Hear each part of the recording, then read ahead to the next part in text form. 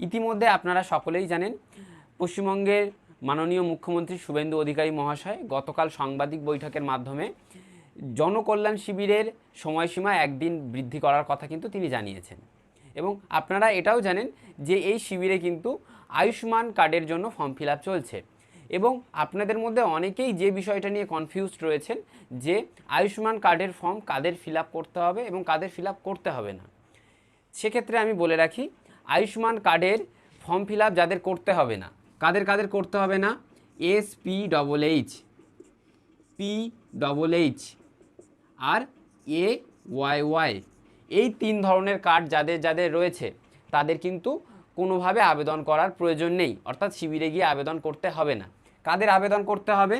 যাদের ration card রয়েছে RKSY1, RKSY2, এই দুটো রেশন কার্ড যাদের রয়েছে তাদের কিন্তু আবেদন করতে হবে ওই জনকল্যাণ শিবিরে গিয়ে।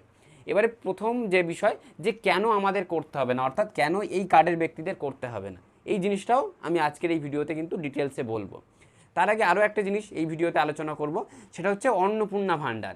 অন্নপূর্ণা ভাণ্ডারের ফর্ম আপনারা যারা অফলাইনে জমা করেছিলেন তাদের টাকা হয়তো ঢোকেনি, তাদের মনে যে প্রশ্নটা আসছে, আমি কি অনলাইনে আবেদন করব, এইটা আপনার মনে প্রশ্নটা আসছে।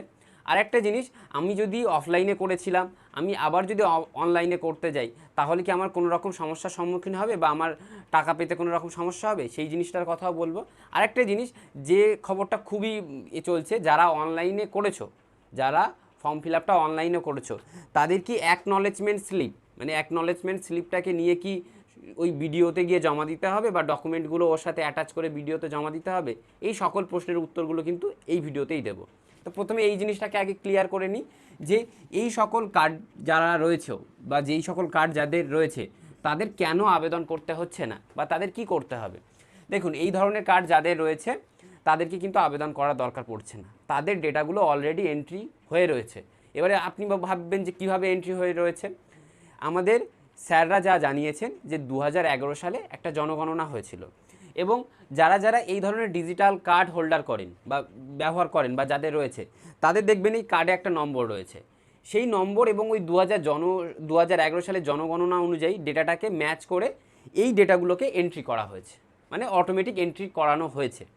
সেক্ষেত্রে যারা যারা এই ধরনের কার্ড হোল্ড করছো, মানে এই ডিজিটাল কার্ড, এই ধরনের যারা কার্ড হোল্ড করছো তাদের ক্ষেত্রে ডেটাগুলো কিন্তু অলরেডি এন্ট্রি হয়ে রয়েছে।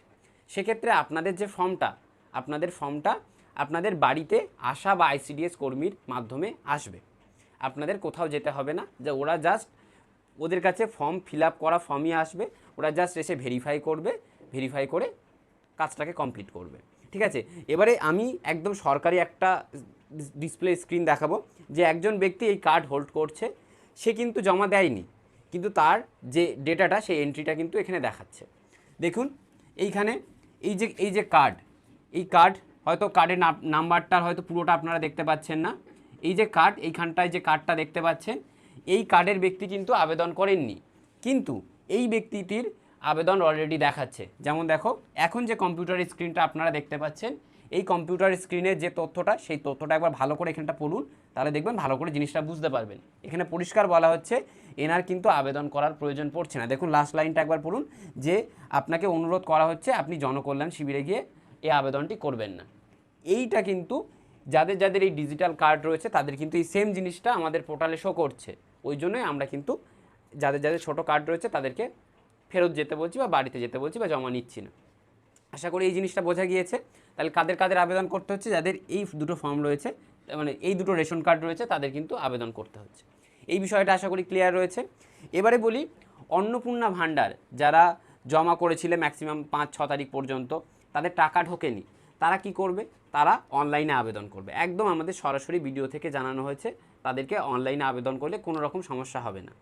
কেন আপনাদের অনলাইনে আবেদন করতে হচ্ছে?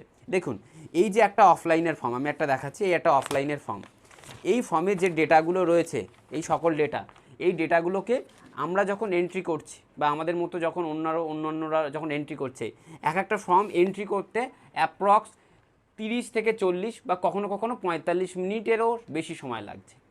আপনারা জানেন যে একটা মানুষ দৈনিক 8 ঘন্টা কাজ করতে পারে, সেক্ষেত্রে দেখা যাচ্ছে যে এক এই ফর্মগুলো একটা ব্যক্তি যারা কাজ করছে, এন্ট্রি করছে, তারা একদিনে 12 থেকে 15টা ফর্ম অ্যাভারেজ এন্ট্রি করতে পারছে। কিন্তু ফর্ম শুধু 3 তারিখ পর্যন্ত অ্যাপ্রক্স 15,000 থেকে 16,000 ফর্ম জমা পড়েছে। আপনারা জানেন 6 তারিখ পর্যন্ত ফর্ম জমা হয়েছে, তো এটাকে আরও ডবল ধরুন যে 45,000-এর কাছে ফর্ম জমা পড়েছে। এবারে একটা ব্যক্তি যদি 15টা করে ফর্ম এন্ট্রি করে, একটা জায়গায় বেশি কিন্তু কর্মচারী নেই, এমনি কর্মচারী শর্টেজ রয়েছে, যার জন্য কিন্তু পুরোপুরি এন্ট্রি এখনও হয়ে উঠতে পারেনি। এই যে ফর্ম রয়েছে এর অ্যাপ্রক্স 25% এন্ট্রি এখনও পর্যন্ত হয়েছে, তাও অনেক জায়গায় হয়নি। সেক্ষেত্রে আপনারা যদি অনলাইনে এন্ট্রি করেন সব থেকে ভালো হবে। অনলাইনের ক্ষেত্রে ডেটাটা এন্ট্রি থাকছে, আপনাদেরকে কিন্তু আমাদের আর সেই ডেটাটা এন্ট্রি করতে হবে না। এবার আপনার প্রশ্ন হতে পারে যে আমার ফর্মটা অনলাইনে করলাম, আবার অফলাইনেও দিয়েছিলাম, তাহলে যদি আমি অনলাইনে করার সময় বা আপনারা যখন অফলাইনে করবেন তখন সেই ডেটাটা এন্ট্রির সময় কি কোনো রকম অসুবিধা হবে? দেখুন, আপনি যখন অনলাইন করে দিয়েছে, এটা যখন আমরা অফলাইনে এন্ট্রি করতে যাব, সেক্ষেত্রে আপনার ডেটাটা তখন বলবে যে এই ব্যক্তির ডেটা কিন্তু অলরেডি এন্টার হয়ে রয়েছে, সেক্ষেত্রে আমাদের দেখিয়ে দেবে। তাই এই যে ভাবার দরকার নেই যে দুবার এন্ট্রি হবে, এমনটা কিন্তু হবে না। আশা করি জিনিসটা বুঝতে পেরেছেন।